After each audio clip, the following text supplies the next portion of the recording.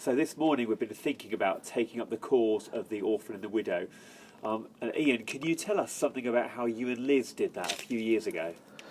Yeah, I guess going back a fair few years now, David, Liz and I got involved in fostering, and that was something that we did for over 12 years.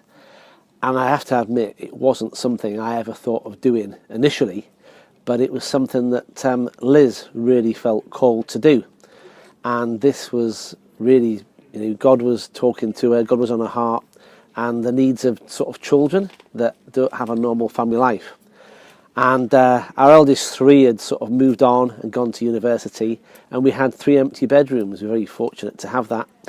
And Liz just felt, we should be using these to benefit less fortunate children.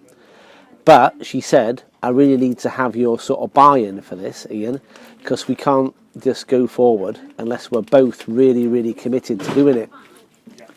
And was there anything about her faith that made an impact in that, do you think? Anything about God's heart? I think it was something that we both prayed about, because obviously to bring children into your family, we still had our girls then with us, our youngest two, Jenny and Emma. It's a big thing to bring somebody else's children in, and they may be bringing particular issues that were highlighted during the training that we had. And we prayerfully went into that, thought about the pros and cons, and thought that, it was still worth sort of doing it and stepping out in faith that we could make a reasonably good job of giving some children an experience of family life. And how have you seen God's blessing in those tough times?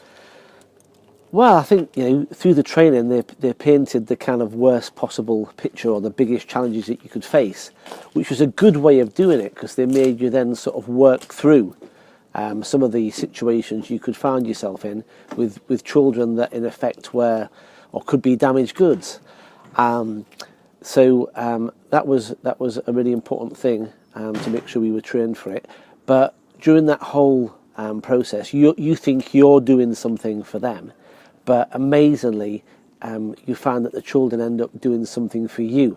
And so we were blessed by having the experience of different children who came to stay. We were designated to do short-term fostering, which went from a couple of nights with one brother and sister up into some cases many years, and that was still classed as short-term. But throughout that time, a certain richness was brought to our family by having these children, and we both benefited, Liz and I, and also Jenny and Emma did, from seeing and working with and playing with different children who came into our family. And so finally, what would you say to anyone this morning that might be sitting there and thinking, oh, that's something I could do?